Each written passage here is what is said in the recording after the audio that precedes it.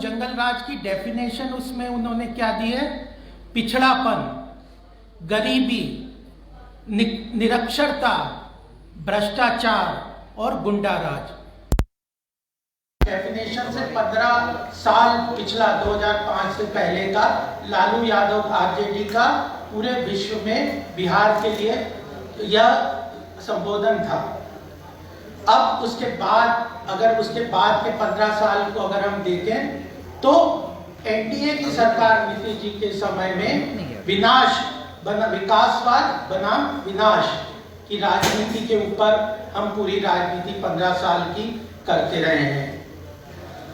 अगर इस बार भारतीय जनता पार्टी, ये जो एनडीए सरकार है, भारतीय जनता पार्टी और जेडीयू की सामूहिक जो 5-4 पार्टियों की जो सरकार अगर जीत के आती है इलेक्शन में, तो विकास की राजनीति को प्रदेश की जनता स्वीकार करेगी। इस बात को लेके हम आगे बढ़े हैं। और बार बार आपके सामने एक विषय आता होगा, 15 वर्ष बनाम 15 वर्ष। यह बहुत जरूरी है कि हम जनता के साथ इस बात को पूरी तरह से ध्यान में दिलवाएं। और अगर डाटा के साथ जब हम बात करते हैं, एक तो हो गया कि अगर हमने कोई परसेप्शन कही, अपनी बात कही, अपने विचार कहे, वो नहीं है। हम पूरे डेटा के साथ आपके सामने अगर रखते हैं तो सबसे महत्वपूर्ण डेटा अगर आर्थिक विषय, क्योंकि मैं भारतीय जनता पार्टी का आर्थिक विषय देखता हूं, तो यह बात आपके सामने बहुत मजबूती से सब बिहार की जनता के पास जाना चाहिए कि जो बजट साइज है 2005 में सबसे महत्वपूर्ण प्रदेशों का, राष्ट्र का, विश्व का अगर हम देखते हैं तो कितना बजट का साइज है, यह महत्वपूर्ण वहां की आर्थिक प्रगति को दर्शाता है। 2005 में जो आर्थिक बजट पूरा था प्रदेश का, वह मात्र 23,000 करोड़ का था और वह बढ़ के आज 2,11,000 करोड़ का आ गया। लगभग 10 गुना के करीब बजट साइज बढ़ा है इस 15 वर्ष में। और उसके पहले पूरे जो लगभग 2005 तक स्वतंत्रता के बाद मात्र 23,000 का बजट था। और प्रगति का एक दूसरा सबसे बड़ा मापदंड, आज कोविड की बड़ी त्रासदी है विश्व में, जीडीपी की ग्रोथ रेट को देखते हैं तो उसमें सबसे बड़ा मापदंड होता है जीडीपी की ग्रोथ रेट क्या है। क्या ग्रोथ रेट आज से 15 साल पहले थी और क्या ग्रोथ रेट आज है? तो 3.19 की जीडीपी ग्रोथ रेट 2005 में लालू यादव जी छोड़ के गए थे और आज वह 11.3 है। और यह पूरे नेशन की राष्ट्रीय स्तर की ग्रोथ रेट से ऑलमोस्ट 1.5 गुना ऊपर है। अगर 8 की एवरेज हम 7 और 8 के पीछे मानते हैं कोविड की इस त्रासदी को छोड़ के, तो 7 और 8% की नेशनल जीडीपी ग्रोथ रेट है। उससे आगे बिहार की ग्रोथ रेट 11.3 की एवरेज ग्रोथ रेट है 15 साल में। और यह सबसे बड़ा मापदंड अगर आर्थिक क्षेत्र के कई यहाँ के भी जानकार होंगे, किसी भी एकेडमिशियन रिसर्चर से पूछेंगे तो सबसे बड़ा मापदंड ये होता है। दूसरी बात, अगर हम एग्रीकल्चर सेक्टर को देखें तो बिहार में एग्रीकल्चर सेक्टर का बहुत बड़ा कंट्रीब्यूशन है अगर बिहार की अर्थव्यवस्था में। और वह एग्रीकल्चर सेक्टर की ग्रोथ अगर हम ग्रोथ रेट देखें तो वह 2005 में 2.35 थी, वह बढ़ के 8.5 है। और नेशनल एवरेज की लगभग 3-3.5% की average growth rate agriculture sector की है। उससे ऑलमोस्ट 2.5 गुना ज्यादा बिहार की 15 साल की एवरेज ग्रोथ रेट आज के समय में है। और नॉन एग्रीकल्चर सेक्टर की ग्रोथ रेट 3.9 से लेके 12.2 है। ये तीनों पैरामीटर मजबूती से बताते हैं कि पिछले 15 साल में बिहार का आर्थिक रूप से agriculture sector, non agriculture sector, overall पूरी इकोनॉमिक डेवलपमेंट में बहुत तेजी से विकास हुआ, प्रगति हुई। उसका लाभ किसको मिला? आम जनता को मिला। यह आंकड़े से अगर हम देखें तो जो भारत एनडीए का नारा है, फर्क बिल्कुल साफ है। इस सारे अगर आप इस चीज को देखेंगे तो अगर कोई भी पैरामीटर लेंगे पिछले 15 साल और अब के 15 साल, मैंने 3-4 ही आपके सामने रखे हैं, वो फर्क आपको बिल्कुल साफ दृष्टि से नजर आएगा। और यही महत्वपूर्ण है आने वाले समय में अर्थव्यवस्था को हम कहाँ ले जाएंगे, कैसे प्रदेश की प्रगति करेंगे, यह बिल्कुल अच्छी तरह से जनता के सामने रखता है। नीतीश जी और एनडीए की सरकार का जो मुख्य मूल मंत्र है विकास का, सरकार का अगर पिछली सरकारों का जातिगत वगैरह की फोकस था, तो हमारा विकास का है, गुड गवर्नेंस और मॉडल ऑफ डेवलपमेंट। प्रदेशों में भी अगर आप देखें कि डिफरेंट स्टेट्स, कोई प्रदेश बहुत आगे है, कोई पीछे है। बिहार को पिछड़े राज्यों की श्रेणी में रखा गया था, क्यों? क्योंकि सरकार का फोकस कभी भी डेवलपमेंट का नहीं रहा।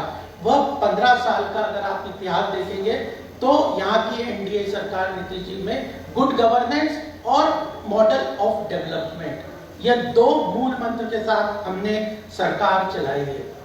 इसके साथ मैंने आपको कुछ पैरामीटर्स दिखाए थे। आम जनता को क्या फायदा हुआ, ये तो आर्थिक विषय से कुछ प्रोफेसर्स एकेडमिशियंस उनके लिए है, लेकिन आम जनता को क्या फायदा हुआ, तो 2-3 पैरामीटर्स आपके सामने अवश्य रखूंगा। बिजली की उपलब्धता, ये बार बार याद दिलाने बहुत जरूरी होते, नहीं तो लोग भूल जाते हैं, इनका बड़ा प्रभाव है। 22% बिजली की उपलब्धता थी यहाँ पे 2005 से पहले, और कोई वो लगभग 55 साल की प्रगति के बाद बिहार में 22% बिजली की उपलब्धता थी। वह 15 साल के छोटे से कार्यकाल में 100% उपलब्धता हुई। सड़कों का निर्माण ग्रामीण क्षेत्र से लेके 2 लेन 6 लेन ऐसी सड़कों का कवरेज ग्रामीण क्षेत्र को विशेषकर मात्र 34% था, वह बढ़ के 96% हो गया। और प्रति व्यक्ति आय, एक व्यक्ति की आय 8,000 रुपए से बढ़कर 43,822 रुपए हो गई। तो इतना बड़ा बदलाव 15 साल में अगर कोई या लेके रिपोर्ट कार्ड लेके जनता के सामने जा रहे हैं, तो मुझे लगता है कि वह अपने आप में, जो प्रधानमंत्री मोदी जी का हर वक्त यह दिशा निर्देशन रहता है कि जब भी आप चुनाव में जाए, कहीं भी प्रदेशों में जाए, हम तो हर प्रदेश में घूमते जहाँ देखते हैं कि अपना रिपोर्ट कार्ड लेके जाइए, ताकि जनता को पता चले कि आपका क्या लक्ष्य है, किस तरफ आप बढ़ना चाहते हैं, क्या आपने काम किया, और उसके ऊपर आप बिल्ड करके आगे कहाँ जाना चाहते हैं। ये जरूर महत्वपूर्ण है कि पिछले 15 साल क्या किया, उसके पहले क्या किया, वो इतिहास का विषय हो सकता है, लेकिन आगे हम क्या करेंगे ये भी हमारे लिए महत्वपूर्ण है। हम किस रास्ते पे जा रहे हैं यह देखना चाहिए। सबसे बड़ी बात अभी बिहार में है कि जॉब के ऊपर प्रॉमिस कर रहे हैं, कह रहे हैं हम इतने जॉब देंगे, इतने इस प्रकार सरकारी नौकरियों में जॉब दे देंगे। एक ही डेटा मैं आपके सामने देना चाहता हूँ।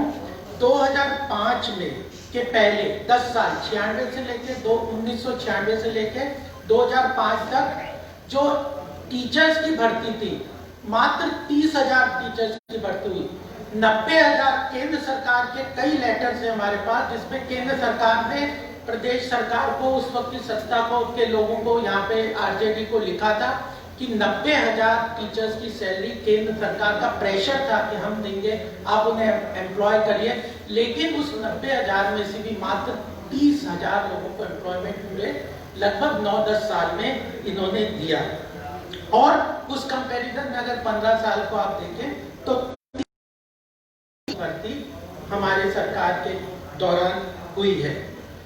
जॉब क्रिएशन की बात देखें तो सबसे महत्वपूर्ण स्वरोजगार की बात है। आज इतने लोग, युवा लोग आते हैं काम के लिए, नौकरी वगैरह के देखते हैं, तो हम रोजगार के अवसर प्रदान करने का हमारा जो फोकस है मोदी जी का, सरकार का, केंद्र का, प्रदेशों में, तो मुद्रा लोन बहुत ही महत्वपूर्ण योजना है, जिसमें स्वरोजगार के लिए युवाओं को बड़े अवसर प्राप्त होंगे। तो 2.5 करोड़ 2.4 करोड़ लोगों को यहाँ पे बिहार में मुद्रा योजना के तहत लाभ प्रोवाइड किया गया है, और 92,000 करोड़ का लोन पिछले 4-5 साल में दिया गया है। पुलिस फोर्स में काफी भर्ती की गई है। तो इस तरह की जो सरकारी नौकरियों की आपूर्ति की बात है, उसमें एम्प्लॉयमेंट की बात है, उस सब में प्रदेश सरकार पूरी तरह से जागरूक है और उसमें अचीव करने के लिए रोड मैप की तरह आगे बढ़ रहे हैं। सामाजिक महिलाएं 50% वर्ग हमारे यहाँ महिलाओं का है, उसका जब तक विकास नहीं होगा, उसका उत्थान नहीं होगा, उसका जन भागीदारी सुनिश्चित नहीं होगी, तब तक किसी भी प्रदेश का, किसी भी राष्ट्र का प्रगति नहीं हो सकती। महिला एम्पावरमेंट, महिला सशक्तिकरण की अगर आप बात देख लें तो हाईएस्ट ड्रॉप आउट पहले था गर्ल चाइल्ड का, और नेशनल एवरेज में पूरे देश में प्रदेशों के हिसाब से गर्ल चाइल्ड का ड्रॉप आउट स्कूल से हाईएस्ट था बिहार का, वह आज नेशनल एवरेज से कम हो गया है। वह क्यों हुआ? क्योंकि फीमेल लिटरेसी रेट इन 15 साल में 33.5%, 33.6% से बढ़ के आज 51.5% हो गया। फीमेल लिटरेसी रेट बढ़ के बिहार का ये हो गया। 10 लाख सेल्फ हेल्प ग्रुप्स का सरकार ने प्रबंध किया है। उन सेल्फ हेल्प ग्रुप से एम्प्लॉयमेंट जनरेशन होता है, स्वरोजगार की बातें होती है, और 35% महिलाओं के रिजर्वेशन को बिहार सरकार, हमारी सरकार देने में वो घोषणा उसको लागू करने में सफल हुई। इसी के कारण चाहे साइकिल की योजना, महिला सशक्तिकरण के ऊपर हमारी सरकार ने काफी काम किया है। यहाँ पे बहुत सारे प्रवासी मजदूर हैं, अलग अलग प्रदेशों में जाते हैं, पंजाब में जाते हैं, एग्रीकल्चर सेक्टर में, कंस्ट्रक्शन में लेबर फोर्स है। अगर जो लेबर फोर्स है उनके लिए सामाजिक सुरक्षा का क्या प्रबंध किया है, इसके लिए एक ही डेटा मैं आपके सामने रखूंगा। हमारी सरकार ने ईएसआई और प्रोविडेंट फंड, अगर इस अनऑर्गेनाइज सेक्टर के जो मजदूर हैं खेती में, कंस्ट्रक्शन में, उन लोगों को प्रोविडेंट फंड और ईएसआई की सुरक्षा के अंदर हम लोग लेके आए। पहले केवल ऑर्गेनाइज सेक्टर के लेबर यानी इंडस्ट्री यूनियन वगैरह के ही लोग केवल उसमें आते थे, उनको ईएसआई और पीएफ प्रोविडेंट फंड की सुविधा मिलती थी। लेकिन यूनिवर्सल अकाउंट नंबर देके अब अनऑर्गेनाइज सेक्टर, असंगठित क्षेत्र के मजदूरों को भी प्रोविडेंट फंड और ईएसआई के अंदर हमारी सरकार लाने में सफल हुई है। उसके साथ इन लोगों के लिए यह जो प्रधानमंत्री स्वास्थ्य बीमा योजना है, प्रधानमंत्री जीवन सुरक्षा योजना है, 12 रुपए और 365 रुपए में जो स्वास्थ्य योजना है, और आयुष्मान भारत, ऐसे लोगों को लेके असंगठित क्षेत्र के मजदूरों के लिए सरकार ने बहुत अच्छी व्यवस्था उनके लिए की है, उनके सामाजिक सुरक्षा का ध्यान दिया है। और अगर इन सारी आर्थिक पहलुओं को देखने के बाद अगर हम देखें कि गवर्नमेंट का एक्सपेंडिचर सामाजिक क्षेत्र में क्या हुआ है, तो पहले जो उसमें लगभग 21.5% की ग्रोथ एक्सपेंडिचर की केंद्र की, इसकी जो बजट के तहत गवर्नमेंट एक्सपेंडिचर 21.5% का बढ़ा है इन सालों में, और उस बढ़त के साथ करप्शन फ्री एम्प्लॉयमेंट। क्यों इतने रोड्स बन गए? अगर रोड्स का कंस्ट्रक्शन आप देखें, कई हजार किलोमीटर पहले मात्र 350 किलोमीटर के रोड थे डबल लेन के, वो 9000 के करीब 94,500 ग्रामीण किलोमीटर की ग्रामीण सड़क बनी है इन 15 साल में। 2 लेन 160 किलोमीटर रोड थे 2005 में, वो बढ़ के 4,359 किलोमीटर हो गए। इतने रोड कंस्ट्रक्शन, 2200 पुलों का निर्माण हुआ है। गंगा में, कोसी नदी में, सोन नदी में, गंडक नदी में, इन सब नदियों में कई पुल किए, 2200 पुल का निर्माण किया। यह इसलिए हो पाया कि सरकार भ्रष्टाचार मुक्त एक्सपेंडिचर करती है, नहीं तो पहले भी खर्चे होते थे, पहले भी सरकारी योजनाएं होती थी, पहले भी सब चीजों में खर्चे होते, लेकिन वह असली स्थान पे पहुंचने की बजाय, जैसे मार्च लूट की बातें हम सुनते, भ्रष्टाचार की बात सुनते, उगाही की बात सुनते, इस तरह की अराजकता के कारण वह जनता तक उन योजनाओं का लाभ नहीं पहुंचता था, और ग्राउंड लेवल पे उस निर्माण को, डेवलपमेंट को हम नहीं देखते थे। वह सारी इस सरकार में हुई है। और एक महत्वपूर्ण घोषणा ये की है कि जितना भी गवर्नमेंट प्रोक्योरमेंट है, भ्रष्टाचार का सबसे सीधा क्या होता है, जो भी गवर्नमेंट प्रोक्योरमेंट है, अपने लोगों को टेंडर दे दो, अपने लोगों का काम कर लो। आम छोटे छोटे मझोले उद्योग, छोटे छोटे व्यापारियों को सरकारी खरीद में भागीदारी सुनिश्चित नहीं होती है। गवर्नमेंट ई मार्केट से ट्रांसपेरेंट परचेज, सारी गवर्नमेंट परचेज आज के समय में गवर्नमेंट ई मार्केट के द्वारा ट्रांसपेरेंट ऑनलाइन परचेज, बिल्कुल किसी कोई भी व्यक्ति जाए, छोटे से छोटा उसमें रजिस्टर करके वह प्रोक्योरमेंट यह कर देता है। नई शिक्षा नीति, प्रधानमंत्री जी ने परसों बोला कि हम नई शिक्षा नीति लाए। नई शिक्षा नीति में प्रादेशिक भाषाओं का, बिहार के लिए उसमें क्या महत्व है प्रादेशिक भाषा, चाहे मैथिली हो, भोजपुरी हो, ऐसी भाषाओं के लिए बहुत महत्वपूर्ण स्थान है। इन भाषाओं का महत्व है, उनको स्कूलों में पढ़ाया जाएगा। और आज भोजपुरी और मैथिली जैसी रिच लैंग्वेज पूरे भारत में किसी और प्रदेश में कम होंगी। ऐसी भाषाओं को प्रोत्साहन नई शिक्षा नीति में बहुत ध्यान से दिया जा रहा है। पूरी तरह से उसका वो स्ट्रक्चर है कि कैसे इन भाषाओं को बढ़ावा दिया जाएगा। ट्राइबल आर्ट्स के लिए यूपी से मैं रहता हूँ, यूपी में भी वन डिस्ट्रिक्ट वन प्रोडक्ट जैसे बड़े प्रोजेक्ट चल रहे हैं। तो हुनर हाट बहुत सारे केंद्र सरकार की स्कीम लग रही है जिसमें ट्रेडिशनल आर्ट और क्राफ्ट जैसे मधुबनी आर्ट है, इन सबको बढ़ावा देने की बात है। टूरिज्म के सर्किट पे मेरा ये कहना है कि हर क्षेत्र के अंदर विकास का एक पिछला हमारे सामने डेटा है जिसके ऊपर हमने काम किया। आने वाले समय में एक रोड मैप है। महत्वपूर्ण है कि आने वाले समय में हम कहाँ जाएंगे। टूरिज्म के सेक्टर को, जैसे बुद्धिस्ट सर्किट की बात है, आईटी के ऊपर इतना केंद्र सरकार का जोर है कि लगभग 5 लाख का रोजगार आईटी के सेक्टर में देंगे, आईटी हब बनाएंगे। लास्ट की बात कह के अपनी बात को समाप्त करूंगा, उसके बाद आप अपने प्रश्न ले सकते हैं। वह है कि अगर इतिहास में देखें तो बिहार का इंटेलेक्चुअल कैपिटल बहुत ही पूरे देश को मार्गदर्शन देने वाला है। अगर हम पुराने समय में गणराज्यों को देखें, बौद्ध भगवान बुद्ध के समय में, तो गणराज्यों में डेमोक्रेसी थी, जनता की भागीदारी थी। उसमें तो एक इंटेलेक्चुअल कैपिटल था।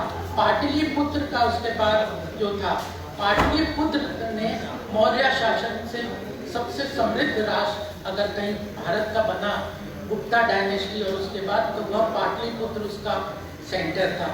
आज के दिन में भी, और जेपी मूवमेंट को भी हम देखें तो यह जो इंटेलेक्चुअल कैपिटल है बिहार का, विद्वत्ता है, पढ़े लिखे लोग हैं, एंटरप्राइजिंग है, उन लोगों के लिए इस चीज को पूरी तरह से उसको उभार के लाना, उसको बढ़ावा देना, यह बहुत ही जरूरी चीज है। और सबसे महत्वपूर्ण बात है कि एग्रीकल्चर सेक्टर का जो कंट्रीब्यूशन है, कई बार यह चिंता होती है, लोग बात करते हैं कि एग्रीकल्चर सेक्टर का और इंडस्ट्रियल सेक्टर का बिहार में डेवलपमेंट में क्या रोल है। जब 2005 में, यह फिगर आप जो रिपोर्ट कर सकते हैं, 2005 में एग्रीकल्चर सेक्टर का स्टेट की जीडीपी में कंट्रीब्यूशन 39% था। कुछ लोग कई बार शंका करते हैं कि इंडस्ट्रियलाइजेशन कहीं ना कहीं कम हुआ है। तो 2 फिगर मैं आपके सामने दूंगा।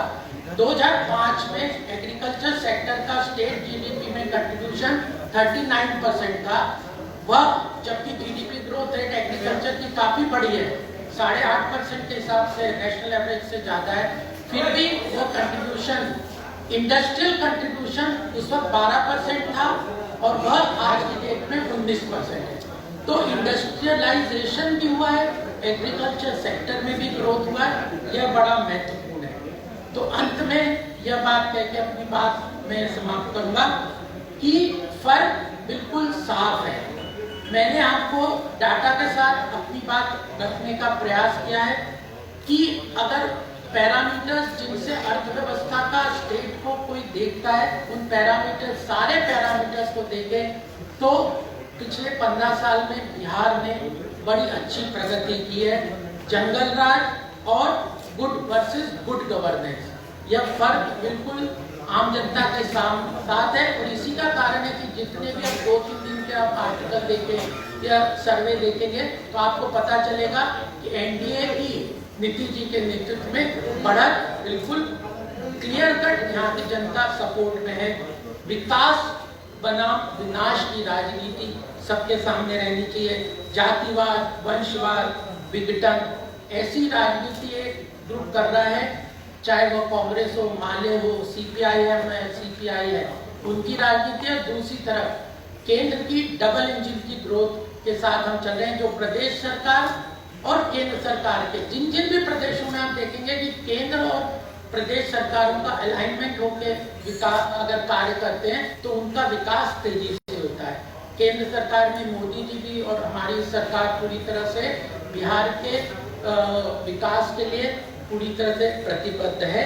डबल इंजन ग्रोथ का बहुत महत्वपूर्ण रोल है। अगर कॉन्फ्लिक्टिंग सरकारें बन जाती है स्टेट और सेंटर में तो उसका विकास कहीं ना कहीं रुकता है, अड़चन आती है। यह बात हमें पूरी तरह से ध्यान रखना चाहिए।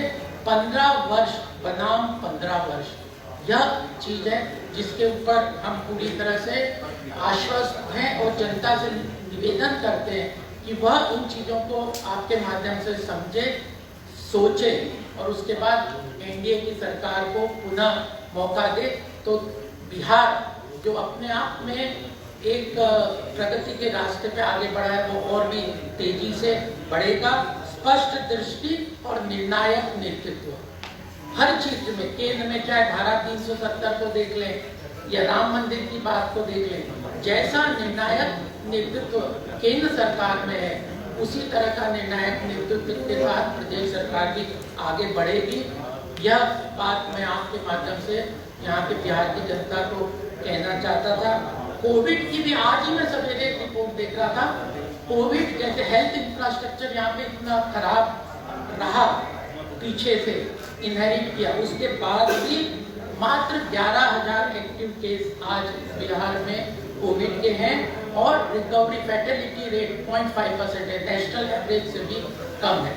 तो कितनी भी विकट परिस्थिति हो, डिटर्मिनेशन, स्पष्ट नीति और निर्णायक नेतृत्व के कारण समाज की समस्याएं, प्रदेश की समस्याओं का समाधान करने में सरकार सफल होती है। यह बात हमारे ध्यान में सब रहनी चाहिए। और एग्रीकल्चर सेक्टर का जब तक ग्रोथ नहीं होगा तो बिहार का जो कि बहुत बड़ा जो कंट्रीब्यूशन है बिहार की ग्रोथ का, वह पूरी तरह से नहीं होगा। तो एग्रीकल्चर सेक्टर पे भी फोकस है और इंफ्रास्ट्रक्चर के फोकस के साथ सरकार आगे बढ़ रही है। लॉ एंड ऑर्डर की एक फिगर, आप एक दो फिगर मैं आपके सामने दूंगा। एनसीआरबी की रिपोर्ट थी कि पिछले 15 साल में वह रेप के केसेस 47% कमी आई है। नेशनल क्राइम रिपोर्ट ब्यूरो की ऑफिशियल फिगर डेटा है, 47% रेप्स के में कमी आई है। मर्डर के केसेस में 21% की कमी आई है।